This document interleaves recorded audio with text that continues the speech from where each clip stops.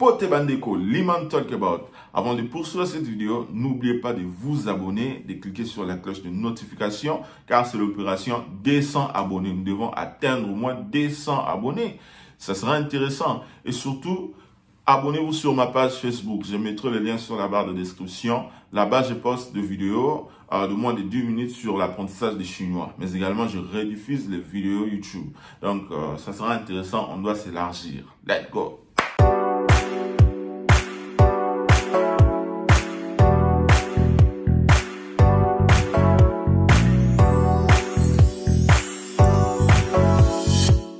Il y a des gens qui nous demandent, qui nous posent des questions. Vous faites comment pour vivre là-bas? Ça se passe comment? Les jobs étudiants, vous travaillez pendant les vacances d'hiver? Parce que dans mes vidéos précédentes, je parlais des vacances d'hiver. Ça prend beaucoup de temps. Les vacances d'été, ça prend du temps. Alors, pendant ce temps-là, qu'est-ce que vous faites? Les jobs étudiants en Chine, c'est compliqué. Ça n'existe pas. Quand je dis que ça n'existe pas, et que le gouvernement chinois a banni cette loi de laisser les étudiants étrangers de pouvoir travailler dans des institutions, dans des entreprises de l'État, ou soit dans une école, enseigner une langue. C'est impossible, ce n'est pas autorisé. Ce n'est pas autorisé et c'est ce qui est compliqué. Si vous décidez de travailler clandestinement, il y aura des répercussions.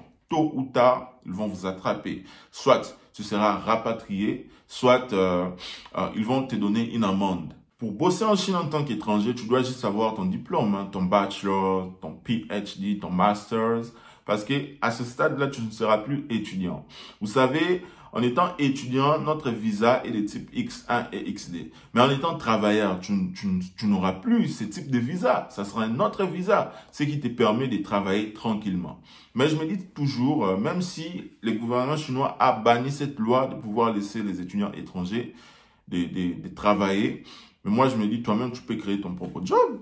Tu peux chercher des business, tu peux... Ah, il y a plein de COP qui existent en Chine. Il y a beaucoup d'organisations chinoises, des petites entreprises qui ont besoin des étrangers pour soigner leur image. Par exemple, tu peux travailler en tant que mannequin, en tant que danseur. Il y a plein de danseurs étrangers en Chine où, voilà, il y a plein de COP qui existent. Il y a plein de COP qui existent, par exemple, dans des magasins. Ils ont besoin des étrangers. Si tu parles anglais, très bien, tu parles bien chinois, tu vas travailler. Tu n'as pas forcément besoin de pouvoir dire à ton école, ou soit au gouvernement. Voilà, il y a plein de COP qui existent. Par exemple, moi, je mets ma caméra, je vous parle, je vous donne des conseils concernant la Chine. Je vous explique mes expériences. Avant de faire cela, j'ai rédigé mon script. Donc, je considère ça comme mon travail. C'est déjà un job parce que tu ne peux pas vivre dans un pays où tu ne fais qu'étudier, tu ne fais rien. Bro, it doesn't exist. Nous sommes des êtres humains. Nous devons aussi avoir nos propres occupations. Il y a plein de jobs que toi-même tu peux créer. Par exemple, le COP, vendre des habits, faire des importations, exportations. Ça existe. Là, en tout cas, je connais des gens qui vendent des kwanga, des madessu, hein, des aliments africains. Ce sont des jobs. Moi, je me dis, ce sont des COP. En tout cas, ce sont des COP. Voilà, je vous conseillerais, si vous venez en Chine, exercer vos talents. Si tu sais jouer au foot, tu sais danser, jouer au piano, à la guitare, tu aimes enseigner l'anglais, voilà, les français, il faut l'exercer. Tu ne passeras jamais ta vie à étudier.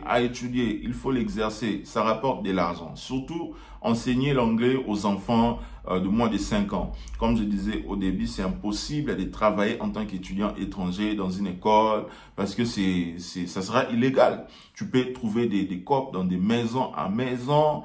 Tu peux travailler. Ça existe. Exercez vos talents. Moi, je le fais. Avec ma caméra, je vous parle, c'est un job pour moi.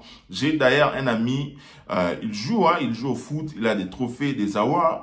Il est content, il exerce son travail. Donc voilà, là, c'est très important. Hein? Don't forget it, don't forget it. Pour souligner sur ce point, il y a des rumeurs qui circulent, il y a des informations, il y a des sites internet qui en parlent et qui disent que non, telle province autorise les étudiants de pouvoir travailler, telle province. Mais ce ne sont pas des choses qui sont vraiment concrètes. Même moi d'ailleurs, je ne sais pas, hein, je n'ai pas croisé, je n'ai pas contacté quelqu'un qui va me dire, oui, c'est fait, il faut travailler en tant qu'étranger. Là, pas encore, mais je ne sais pas. Et je ne confirme pas que non, si vous arrivez plus tard, soit en 2030, ça sera la même situation. Là, on ne sait pas. Chaque année, chaque chose à son temps. Peut-être, ils vont nous autoriser. Donc voilà, espérons. Merci d'avoir suivi cette vidéo. On se retrouve à la prochaine. N'oubliez pas de vous abonner. Abonnez-vous à la chaîne Opération 200 abonnés. On se retrouve à la prochaine.